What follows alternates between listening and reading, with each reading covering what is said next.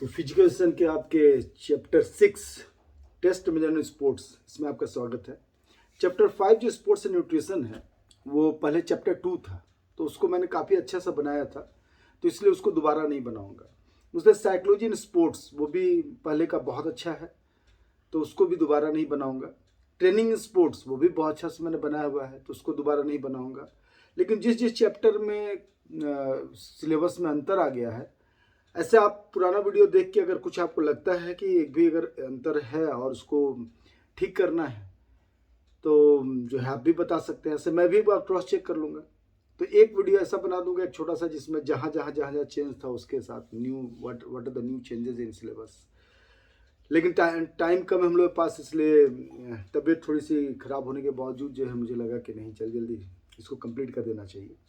तो chapter 6 test measurement sports में major change है। पहले का वीडियो जो है उसके वो तो जो है कि ज्ञान के लिए ठीक है, लेकिन CBSE क्लास 12 बोर्ड के लिए अच्छा नहीं है अभी, क्योंकि उसमें बहुत कुछ जो था वो अब है नहीं। तो इसलिए अब हम लोग जो है इसको बिना टाइम गवाए शुरू करते हैं।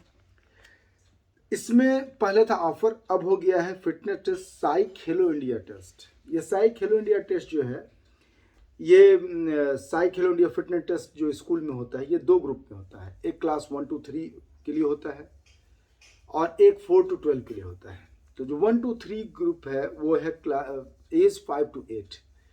तो अगर आपको पूछता है कि जूनियर बच्चों के लिए कौन सा साई फिटनेस टेस्ट है, तो आपको ये वाला लिखना है। इसमें 3 तरह का टेस्ट है। पहला तो body mass index. Body mass index मुझे लगता है कि आप लोग को पता होगा कि बॉडी मास इंडेक्स क्या है, फिर भी मैं एक बार बता देता हूँ। बॉडी मास इंडेक्स बॉडी का weight in height, body weight in KG, body weight in KG divided by height into height in metres. जैसे फॉर एग्जांपल मेरा हाइट है 184 सेंटीमीटर, 184 सेंटीमीटर, 184 सेंटीमीटर, और मेरा वेट है 82 केजी। तो ये जो है 82 डिवाइडेड बाई 184 का होगा 1.84, क्योंकि मीटर में है, तो 184 सेंटीमीटर 1.84, यानी 82 डिवाइडेड बाई 1.84 इंटू 1.84, दोनों को जब मल्टीप्लाई करेंगे करीब 3 पॉइंट कुछ ऐसा आएगा। और यहाँ पर ऊपर से जब डिवाइड करेंगे तो मेरा जो आता है, मेरा आता है 23 अराउंड, 23 अराउंड। BMI क्या होता है, 18.5 से नीचे है तो आपके लिए अच्छा नहीं है, यानी आप अंडरवेट चल रहे हैं। 18.5 से लेके 24.9 तक एवरेज वेट है पूरी दुनिया का, यानी ये BMI ठीक है, आप हाइट के अनुसार आपका वेट ठीक है। और जो है 24.9 के बाद जैसे 25 से 30, 30 से 35, 35 से 40 शुरू होता है, तो ये अलग अलग रेंज आता है। ओवरवेट पहले आता, फिर ओबेसिटी क्लास 1, क्लास 2, क्लास 3, ऐसा। जो सुमो रेसलर्स होते हैं या बहुत हेवी लोग होते हैं वो आते हैं ओबेसिटी क्लास 2, 3 में। जनरली जो मोटे ताजे आप लोग देखते हैं चारों ओर, वो भी ओवरवेट में आते हैं। बहुत ज़्यादा मोटे तब ओबेसिटी क्लास 1 में आते हैं, और ये रिस्क एरिया लेकिन शुरू हो जाता है। तो यहाँ पर आपका एज ग्रुप में पहले BMI निकालना है, किस में, छोटे वाले में भी, ऐसे बड़े वाले निकालना है, लेकिन छोटे वाले में पहले BMI निकालिए। फिर फ्लेमिंगो बैलेंस टेस्ट। अब देखिए छोटे बच्चों का बैलेंस अगर अच्छा रहे ना, तो वो आगे अच्छे स्पोर्ट्स पर्सन बन सकते हैं। तो फ्लेमिंगो बैलेंस टेस्ट, देखिए कोई भी टेस्ट लिखिएगा, क्योंकि इस चैप्टर में तरह तरह का भी टेस्ट आएगा। टेस्ट बैटरी कहा जाता है इसको, टेस्ट आइटम्स है एक। तो फ्लेमिंगो जो है बैलेंस टेस्ट एक आइटम हो गया। अब इस आइटम में पहले क्या लिखना, सबसे पहले आपको इक्विपमेंट्स रिक्वायर्ड, क्या क्या इक्विपमेंट रिक्वायर्ड है। तो फ्लेमिंगो जो टेस्ट होगा उसमें इक्विपमेंट क्या होता है, तो 3 सेंटीमीटर पतला और 50 सेंटीमीटर लंबा और 4 सेंटीमीटर ऊंचा, ऐसा एक पट्टा होता है, उसको बीम बोलते हैं, BM बीम। तो जो है फ्लोर बीम जो है एक रहेगा, तो उसका मैं ठीक बोला कि नहीं, बार देख लेता हूँ। तो इसका जो है 50 सेंटीमीटर लॉन्ग, आधा मीटर यानी लंबा, 50 सेंटीमीटर लॉन्ग, 4 सेंटीमीटर हाइट लिया हुआ, और 3 सेंटीमीटर वाइड, बहुत पतला। 3 सेंटीमीटर कितना होगा, मुझे 3 उंगली के बराबर होगा 3 सेंटीमीटर, क्योंकि 5 सेंटीमीटर का वॉलीबॉल का या किसी भी ग्राउंड का वो लेन होता है, तो उससे भी थोड़ा पतला। तो 3 सेंटीमीटर वाइड, ये एक बीम होगा। ये बीम चाहिए आपको, इक्विपमेंट में स्टॉप वॉच चाहिए और एक विसल चाहिए। विसल नहीं भी रहे, सामने कोई है तो ऐसे भी बोल सकते हैं, लेकिन आप लिख दीजिएगा विसल पे। तो ये पूरा आपका जो है जब हो जाएगा तो पहला लिख लिया आप इक्विपमेंट, दूसरा लिखिएगा प्रोसीजर। देखिए अगर मैं किसी बताने भूल भी जाऊं तो भी आपको इसी अंदाज में लिखना है प्रोसीजर। अब प्रोसीजर क्या है, तो सब्जेक्ट कहा जाता है या आप कह देंगे पार्टिसिपेंट, तो भी चलेगा। फिजिकल के लैंग्वेज में जिसका भी कोई टेस्ट लिया जाता है उसको कहा है तो सब्जेक्ट। जिसका टेस्ट लिया जा रहा है वो है सब्जेक्ट, मतलब जिस पर प्रयोग किया जा रहा है वो है सब्जेक्ट। तो सब्जेक्ट को या स्टूडेंट भी लिखेगा तो भी चलेगा या पार्टिसिपेंट लिखेगा वो भी चलेगा। तो सब्जेक्ट को वहाँ बीम पर खड़े होना है, एक पैर पर, दूसरा पैर एक हाथ से पकड़ लेना दोनों हाथ से। तो मुझे लगता है कि अगर आपको दिखाएं चित्र तो और अच्छा समझ में आएगा। ऐसा ये देखिए चित्र, तो एक हाथ पकड़ लेना, दूसरा हाथ पहले पकड़ लिए, फिर बैलेंस करके सीधा किए। जैसे ही सीधा किए बस सेकंड काउंट शुरू। जैसे हाथ सीधा हो गया और पैर पीछे हो गया, सेकंड काउंट शुरू।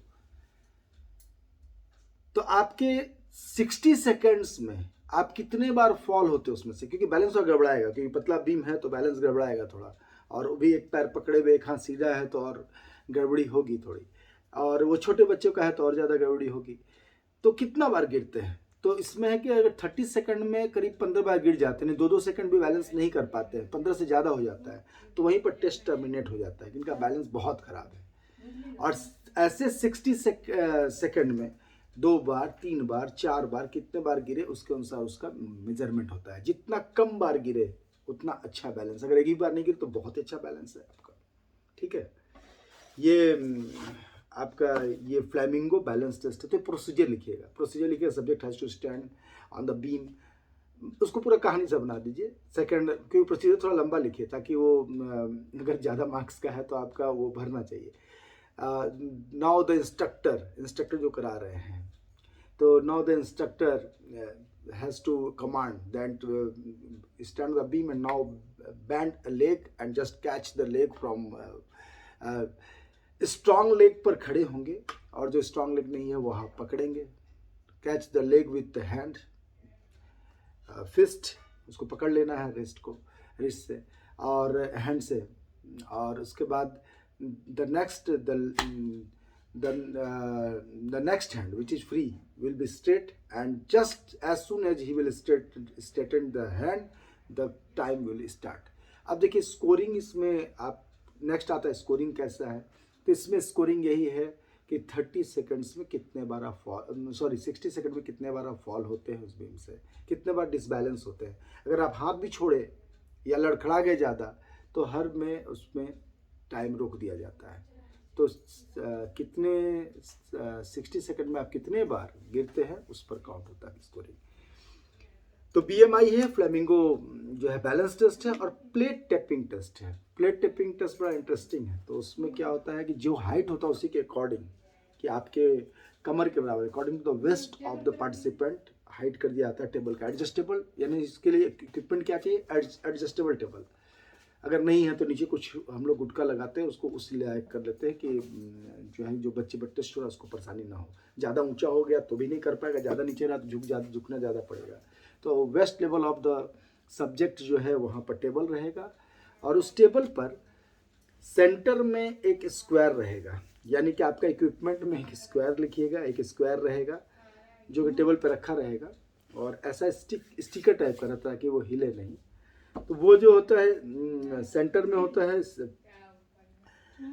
उसका मेजरमेंट क्या होता है, तो 20 सेंटीमीटर डायमीटर का 2 गोल, और रेक्टेंगल जो होता है 30/20, यानी सामने 30 इधर 20, जहाँ पर हाथ आराम से अटे।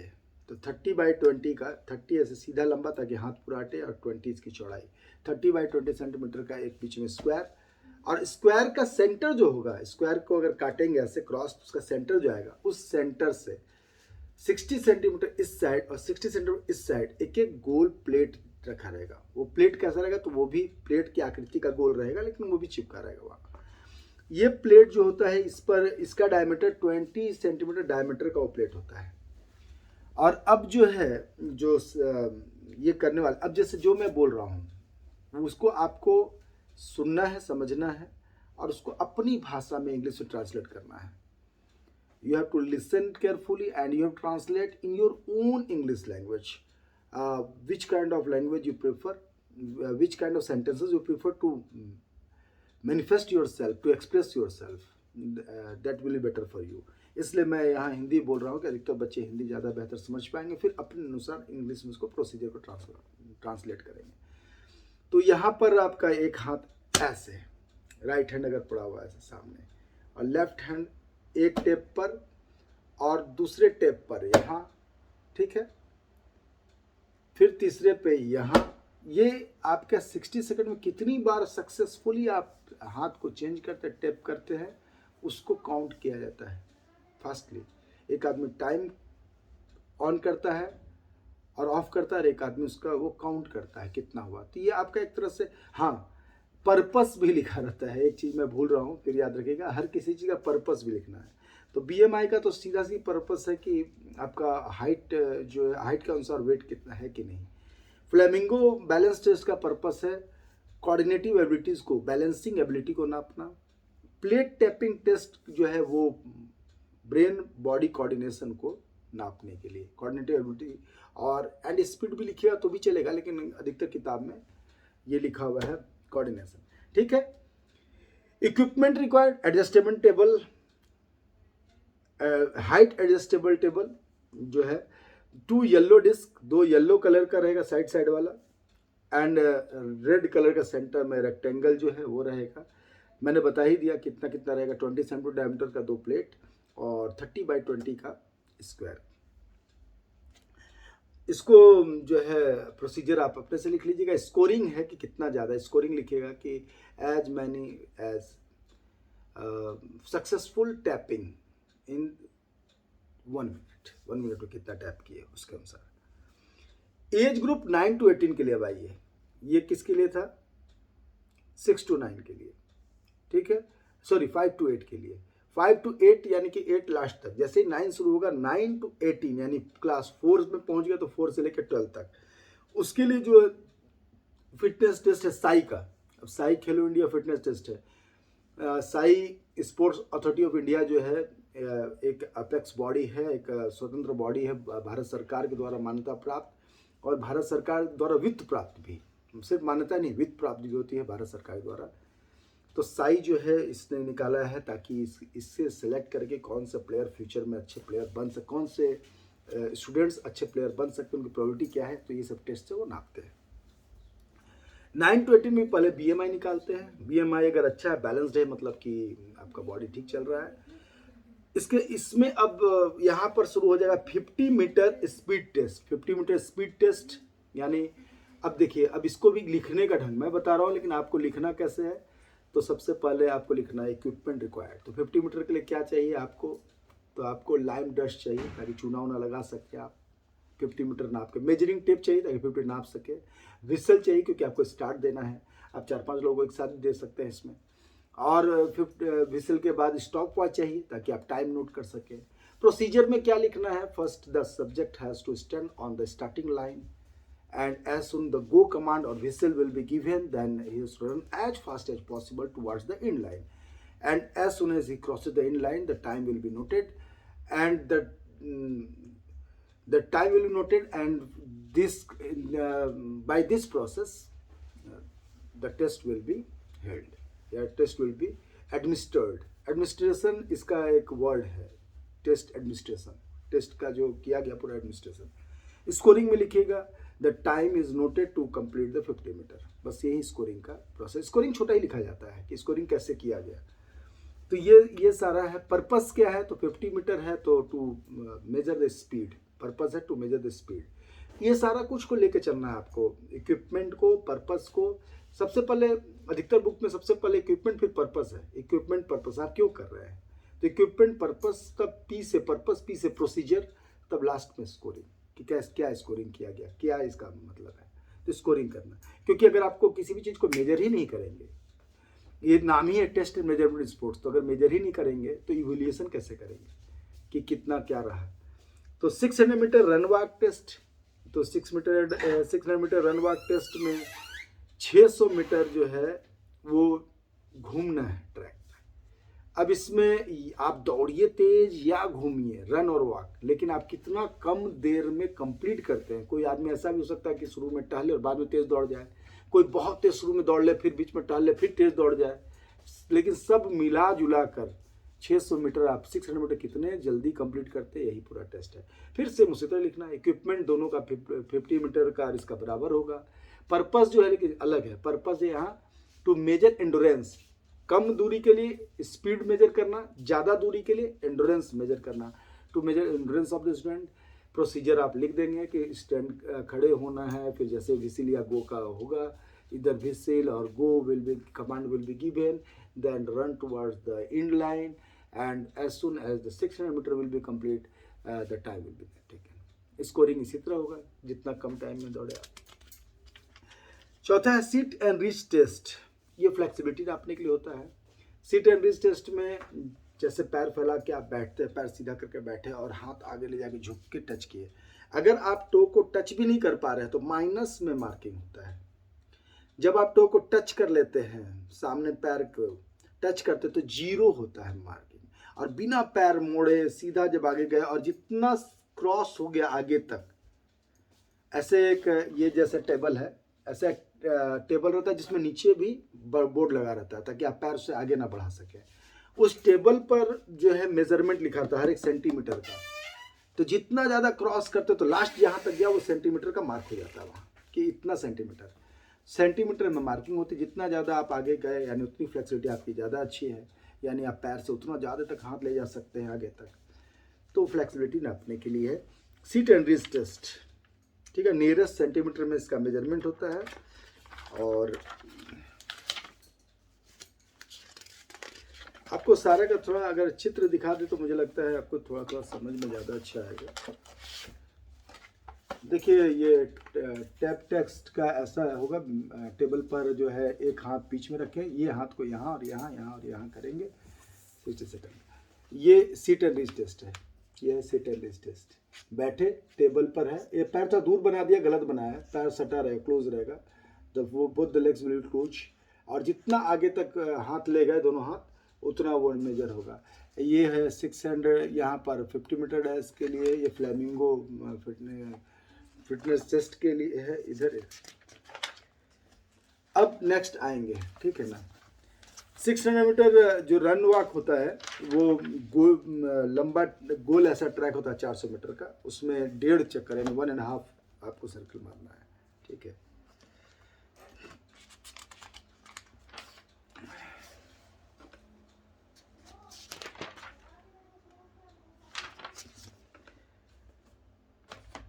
स्ट्रेंथ टेस्ट चौथा, फोर्थ है स्ट्रेंथ टेस्ट। इसमें पार्शियल कर्लअप होता है। पार्शियल कर्लअप क्या है, तो शीटअप्स में हम लोग ऐसे हाथ रखते हैं पीछे और कम से कम ये एल्बो जो है वो टच होना चाहिए घुटना तक, तो उसको सिटअप्स कहा जाता है। या हम लोग तो सिर मारते थे घुटने में, तो होता था सिटअप्स। लेकिन पार्शियल कर्लअप कहता है कि हाफ सिटअप्स लीजिए, क्योंकि फुल सिटअप्स में क्या होता है, रिदम ब्रेक होता है। तो हाफ सिटअप्स में रिदम ब्रेक नहीं होगा, आधा उठेंगे और लेटेंगे। तो इसमें मेजर किया जाता है कि आपका सिर का जो ऊंचा भाग है, जब उठेंगे ऊपर तो वो घुटने के लगभग बराबर आ जाए और जल्दी से नीचे हो जाए, जल्दी फास्ट। इसमें रिदम ब्रेक को माना जाता है कि आप थक गए। तो पार्शियल कर्ल अप जो है, ये इसका रूल क्या है, तो the heel of the participant should be at a distance of about 12 centimetre from the button. जब आप लेट जाएंगे और पैर मोड़ेंगे तो पैर पूरा सटा नहीं लेना है, करीब 12 सेंटीमीटर का गैप होना चाहिए, यानी छोटा वाला स्केल जो होता है उतना गैप होना चाहिए दोनों के बीच। इस फोटो में आप देख सकते हैं, इस पिक में थोड़ा गैप है दोनों के बीच। हाथ दोनों बगल में सटा रहेगा, बगल में आपके बटक के पास दोनों सटा रहेगा हाथ, और हाथ जमीन पर, पाम नीचे की ओर रहेगा, हथेलियाँ नीचे की ओर रहेंगे और सीधा रहेगा, स्ट्रेट रहेगा। और जब हम उठेंगे तो वो आगे की ओर घिसकेगा और जब नीचे जाएंगे तो पीछे आएगा, जमीन पर ही पड़े हुए सीधे आगे पीछे होगा थोड़ा। तो ऑब्वियसली जब ऊपर उठेंगे तो वो कंधा भी ऊपर उठेगा, तो हाथ ऊपर उठेगा तो पीछे की ओर आ जाएगा, क्योंकि हाथ ऊपर उठ गया, पीछे की ओर आ गया। लेकिन पाम को जमीन से ऊपर नहीं उठाना, पाम को जमीन से ऊपर उठाए आप दम लगाने के लिए तो वहाँ फॉल हो गया, यानी कि आपका एक्स्ट्रा ताकत लग गया है, आप थक गए हैं। तो ये पार्शियल कर्ल अप का पर्पस है मेजरिंग एब्डोमेन स्ट्रेंथ, ठीक है, and endurance of abdomen part. इसके जो रूल्स है वो तो मैं बता ही रहा था कि रूल है कि हिल जो है पार्टिसिपेंट का पूरा टच रहेगा, 12 सेंटीमीटर डिस्टेंस पर रहेगा। Sole of the feet should be adjusted to the ground, बराबर रहेगा पैर, ऐसा नहीं कि थोड़ा उठा हुआ है या थोड़ा इधर है थोड़ा इधर है, तो बराबर रहेगा पैर जमीन पर, ठीक है। Raising the neck and torso, neck और टोर्सो जो यहाँ तक का है ना वो पूरा उठाना है। ये नहीं कि सिर्फ गर्दन ऐसे कर रहे हैं और आपका हो गया कि हम पार्शियल कर्ल कर रहे हैं, नहीं, ये उठना चाहिए। बॉडी का ये पार्ट टोर्सो उठना चाहिए, थोड़ा आगे का पार्ट चेस्ट का रीजन थोड़ा उठना चाहिए ऊपर, फिर नीचे जाना चाहिए फास्ट। अब देखिए टाइम कम है, नहीं तो मैं करके भी दिखाता, लेकिन जो है पार्शियल कर्ल वीडियो मारिएगा तो देख लीजिएगा हल्का सा कैसा होता है। The hands will be straight from the elbow, elbow से हैंड स्ट्रेट रहेगा। जब आप पीछे की ओर जाएंगे तो भी, और जब आगे उठेंगे तो भी ये स्ट्रेट रहेगा। ये नहीं कि एल्बो मोड़ के ऐसे ताकत लगा रहे हैं ऊपर उठने के लिए, नहीं, वो फॉल हो जाएगा। तो ये सारे रूल्स है।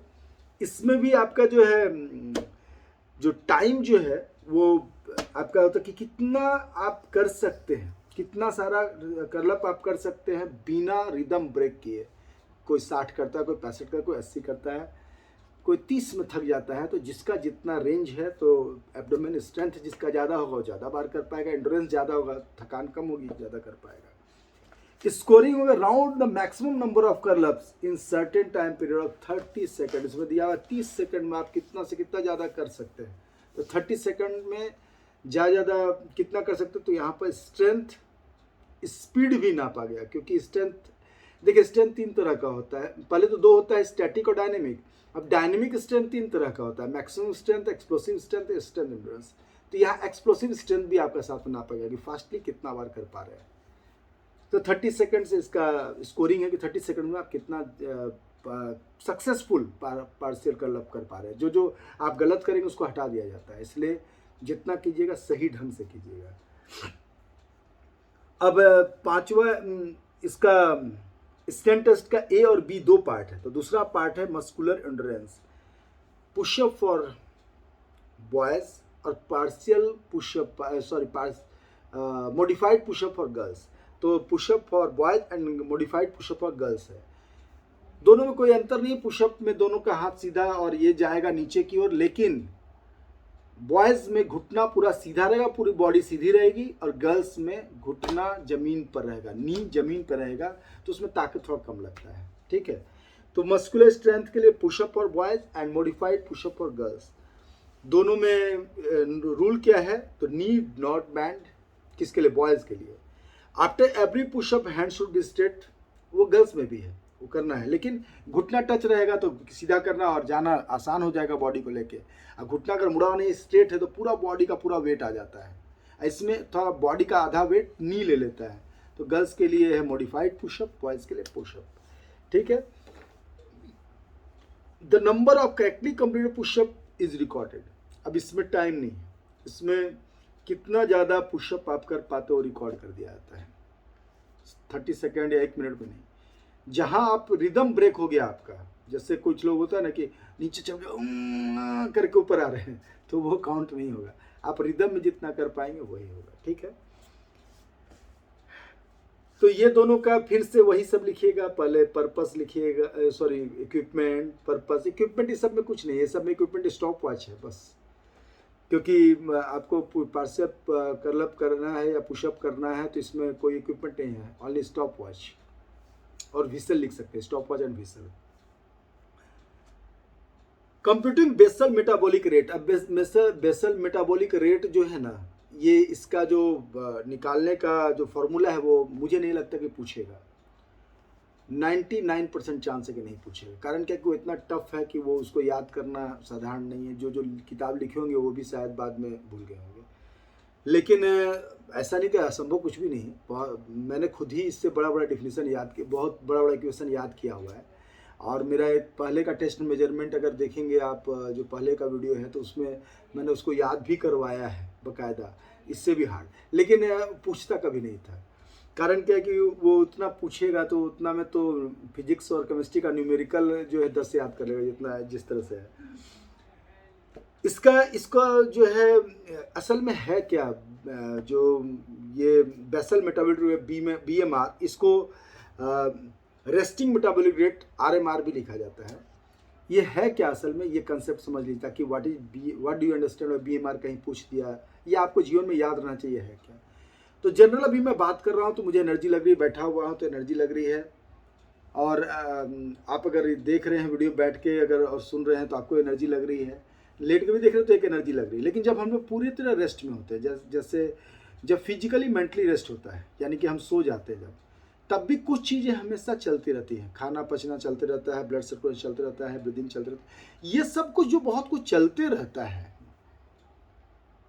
ब्लड जो है प्योरीफाई होते रहता है, सब कुछ जो होते रह रहा है, तो ये सब के लिए हार्मोनल जो सेक्रेशन हर जगह हो रहा है, तो ये सब के लिए भी एक एनर्जी चाहिए, और वो एनर्जी बॉडी में रिक्वायर्ड है कितनी, इसी के निकालने का एक फॉर्मूला है पूरा।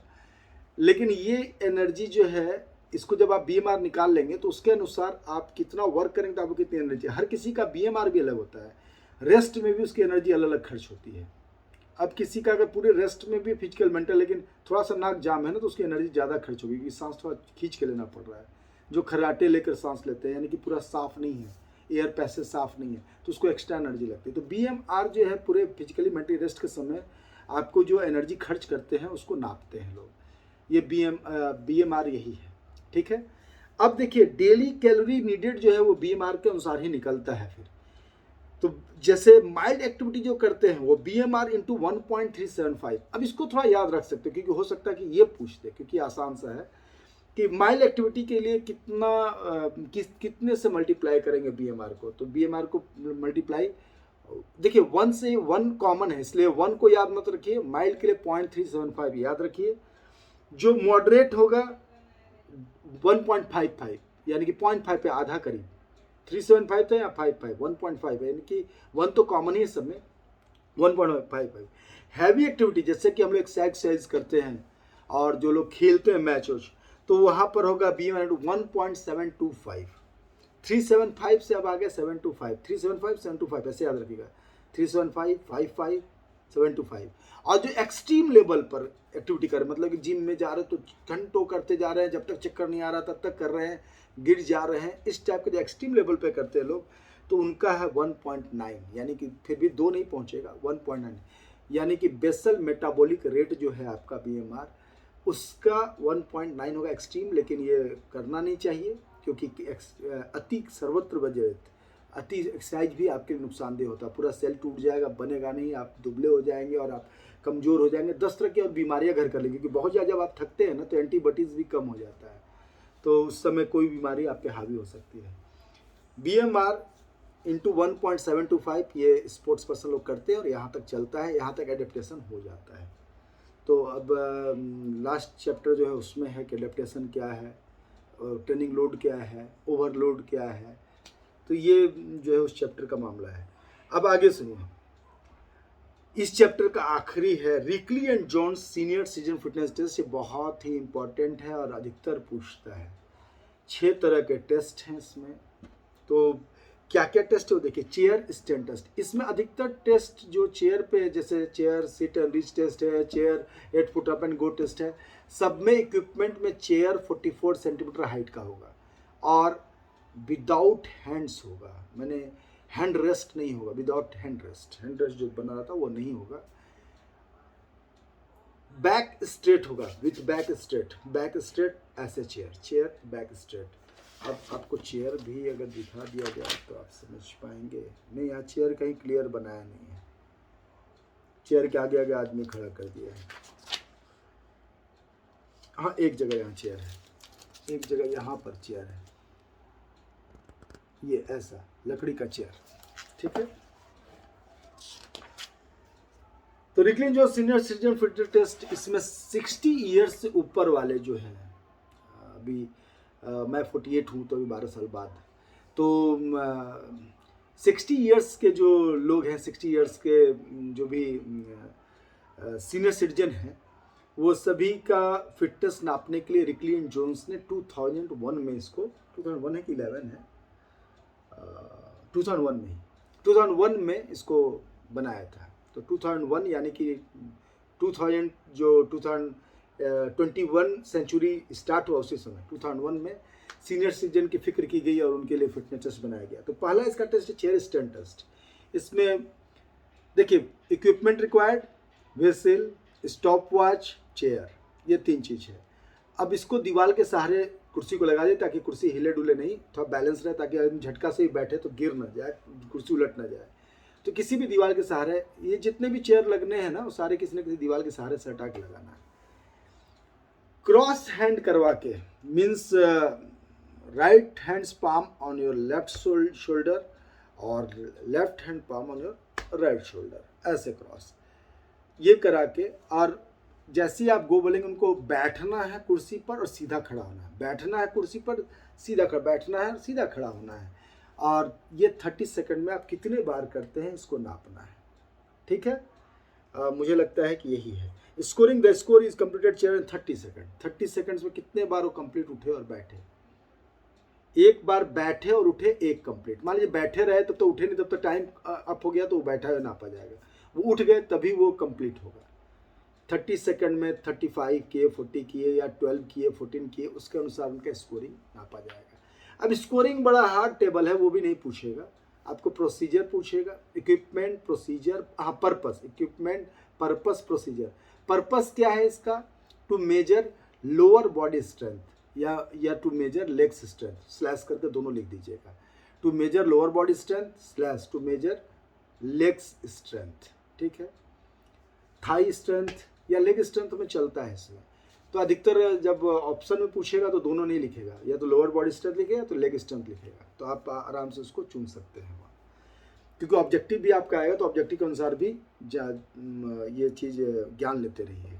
और लिखने के लिए बड़ा क्या है, उसी ज्ञान को थोड़ा सा एक्सप्लेन कर देना है अपने शब्दों में।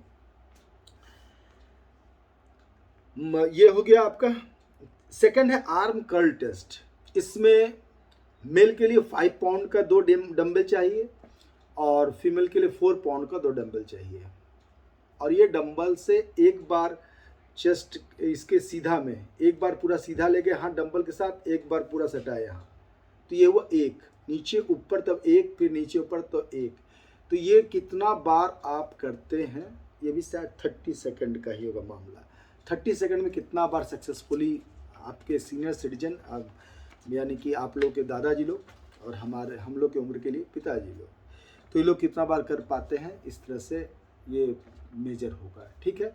इसमें भी इक्विपमेंट क्या है, 2 डंबल, स्टॉप वॉच, ताकि आप, आजकल तो हर मोबाइल में स्टॉप वॉच है, लेकिन स्टॉप वॉच यहाँ लिखना है अलग से, स्टॉप वॉच।